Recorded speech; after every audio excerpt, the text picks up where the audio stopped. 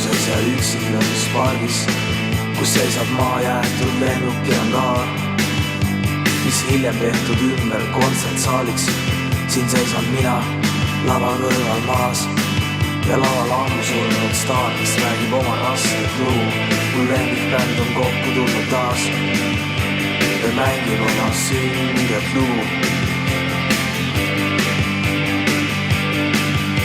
Ja mina nutan häbitult ja vabalt.